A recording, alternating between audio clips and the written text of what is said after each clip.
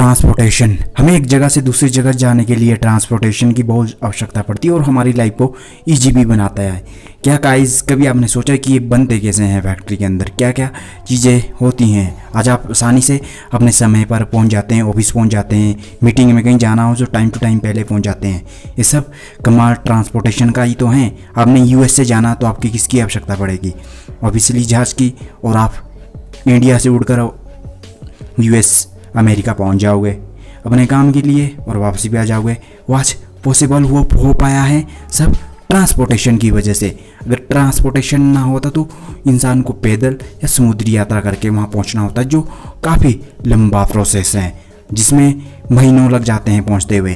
परंतु आज ट्रांसपोर्टेशन के ज़रिए साधन मुमकिन हो पाए हैं एक जगह से दूसरी जगह पहुँचने के लिए, चाहे वो अपने ही इंजॉयमेंट के लिए क्यों ना हो।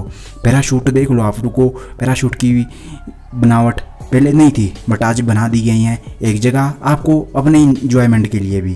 परंतु ट्रांसपोर्टेशन ये बनते कैसे हैं, आइए जानते हैं जहाज़ के बारे में।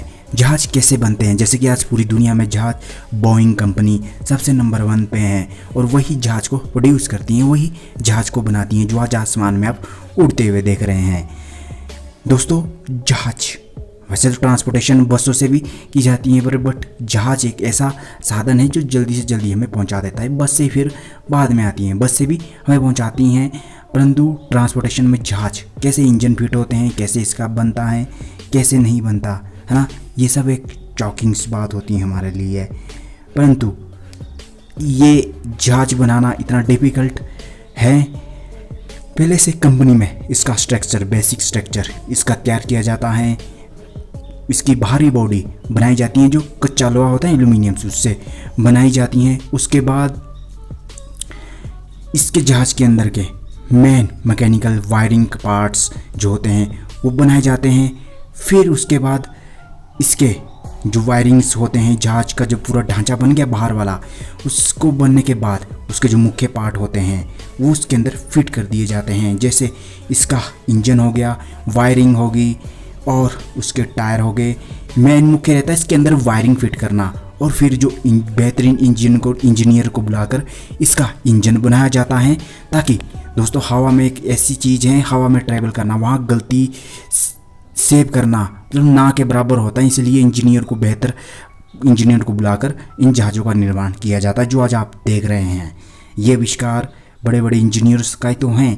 तो बाहर का स्ट्रक्चर बनने के बाद फिर इसकी वायरिंग स्ट्रक्चरिंग होती हैं, जो आप देख रहे हैं ना, फ्लाइट से एयर इंडियंस की हो, क्वार्टर्स की हो, ये सब एक ही कंपनी बनाती हैं।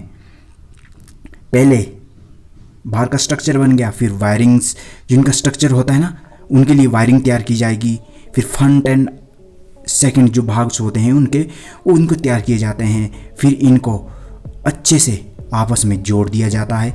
जोड़ने के बाद इन सभी के अंदर वायरिंग फिट की जाती हैं।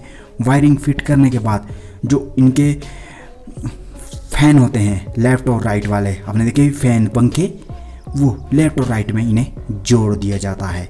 अब आती है मुख्य काम की। जब इनको जोड़ने के बाद इन्हें जोड़ दिया जाता है ना इसके अंदर, फिर आती है अंदर के किचन, बेसिक चीज़ें जोड़ना जो जहाज़ के अंदर उपलब्ध होती हैं, उसके डोर्स, है ना, उसके मुख्य पार्ट जो अंदर के होते हैं वो जोड़ देते हैं। ये लॉक्स, विंडोज़ होगी, खिड़की विंडोज़ होगी, सीटिंग्स होगी, है ना, एसी हो गए, वगैरह वगैरह चीज़ें जो नॉर्मल होती हैं वो इन्हें जोड़ देते हैं। फिर आती है बात इनको एक अलाइनमेंट में लाने के लिए। इनके फैन होते हैं जो साइड वाले, वो इन्हें लेफ़्ट राइट में जोड़ दिया जाता है। जोड़ने के बाद जब ये लेफ़्ट राइट वाले दोनों कवर हो जाते हैं, उसके बाद एलॉय मतलब जहाज़ के व्हील, वो उनके लेफ़्ट और राइट जो इनके व्हील होते हैं फ्रंट एंड बैक वाले, वो सारे जोड़ दिए जाते हैं, टाइट कर दिए जाते हैं। उसके बाद आता है मेन पार्ट ऑफ इंजन, जिसको सेट करने के लिए काफ़ी ध्यानपूर्वक बर्ताव रखना होता है। और एक इंजीनियर्स अंदर बैठता है और अंदर बैठने पर भी सारी चेकिंग करता है, और तब जब इसके सारे पार्ट्स फिट हो जाते हैं। दोस्तों, वैसे जहाज़ को बनाने के लिए आज के समय में जो बोइंग्स कंपनी कहती है 4 से 5 दिन इन्हें लगते हैं, और उसके बाद लोग एक दूसरे कंट्री में जाने के लायक ये जहाज़ बनता है। जब ये सब कुछ इसके अंदर फिट हो जाता है, इंजन इसके अंदर फिट हो गया, टायर लग गए, उसके बाद होता है इसके ऊपर पैंट। जी हाँ, पैंट आपने सुना है नहीं, पैंट देखे होंगे, अलग अलग कलर के होते हैं विथ कंपनी लोगो के साथ।